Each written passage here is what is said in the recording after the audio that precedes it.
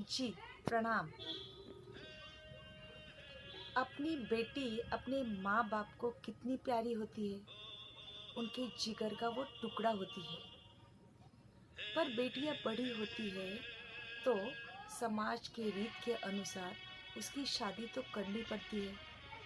तो उस वक़्त माँ-बाप भरोसे वाले फैमिली से, भरोसे वाले लड़के से उसकी शादी तय करते हैं। जब शादी का दिन आता है तब दूल्हा और दुल्हन पंडित जी के सामने और सब समाज के सामने कसम लेते हैं कि हम जिंदगी भर एक दूसरे का साथ निभाएंगे। और दूल्हा दुल्हन से कहता है कि आप मेरी अर्धांगिनी हो। एक दूसरे के लिए वो अर्धांगिनी बन जाते हैं। और यही भरोसा, यही विश्वास प्यार में बदल जाता है। और वो लड़की उस जिससे शादी करने जा रही उस पर भरोसा कर बैठती है। उसी समय वो जिंदगी भर उसको साथ निभाने का वादा करती है। एक दूसरे से दिलो जान से वो चाहते हैं। उन समझ लीजिए उनका संसार तो ठीक चल रहा है, सब कुछ ठीक ठाक है।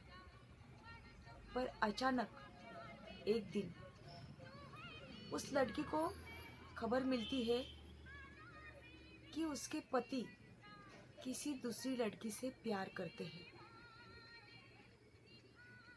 या फिर किसी दूसरी लड़की के साथ लिव इन रिलेशनशिप में रहते हैं, या फिर उन्होंने चुपके से किसी दूसरी औरत के साथ शादी की हुई है। तो क्या बीतती होगी उस लड़की पर, क्या आपने कभी सोचा है? आपकी भी बहन है, माँ है। समझ लीजिए किसी को बहन नहीं हो सकती मगर माँ तो होती है ना।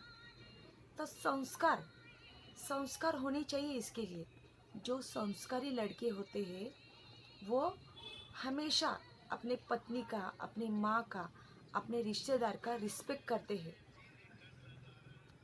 और अगर किसी बाहर के दुनिया का अपने ऊपर प्रभाव हो जाए और उस प्रभाव में आकर आप शादीशुदा होकर भी किसी दूसरी लड़की को चाह रहे हैं, तो इसमें पत्नी का क्या दोष?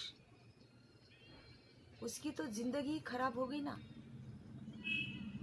उनके माँ बाप को, आपके माँ बाप को नीचे देखने का टाइम आता है। आपको संवारे या इस लड़की को संवारे, इसका बड़ा सा क्वेश्चन मार्क आता है। और अगर आपको बच्चे हैं तो उन बच्चों का क्या कसूर? उनको तो अभी जिंदगी में कभी माँ बाप का प्यार मिलने वाला नहीं है, तो उनका क्या कसूर? तो मेरे कहने का मकसद यही है कि आप एक बार शादी की ना, एक बार कसम ली ना, तो जिंदगी भर साथ निभाओ।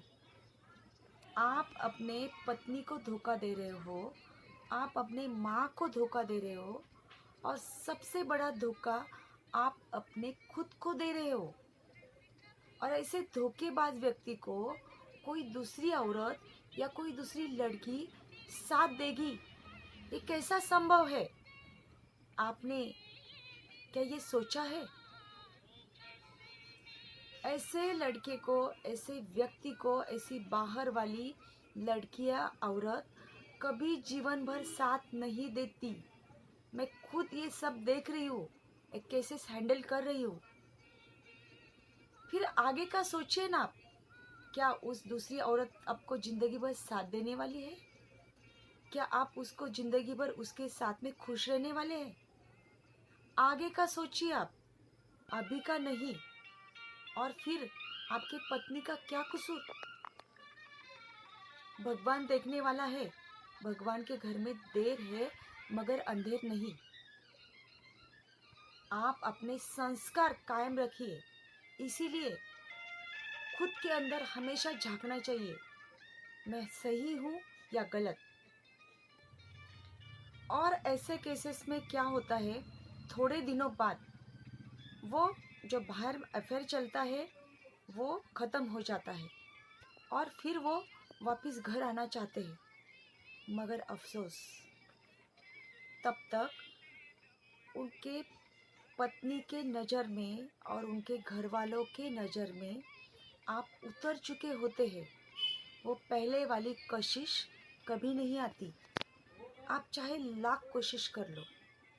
हर एक पत्नी, आप भूखा रहेंगे, आपको जॉब नहीं रहेगा, आपके पास पैसा नहीं रहेगा, फिर भी ज़िंदगी भर आपको साथ देगी, खुद कमाने को लगेगी।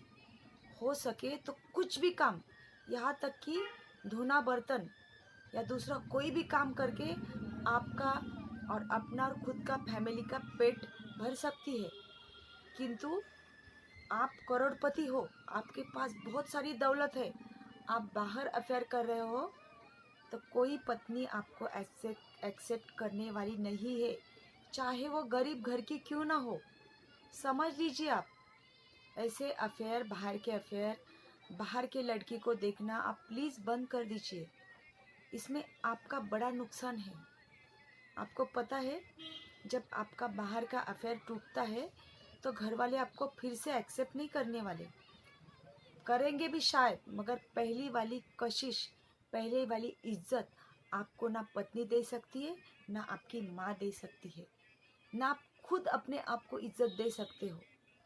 और फिर उसके बाद क्या होता है आपको पता है, जो बाहर वाले फ्रेंड्स होते हैं वो तो आपको बिगड़ाने के लिए तैयार होते हैं। फिर शुरू हो जाती है पार्टी शार्टी।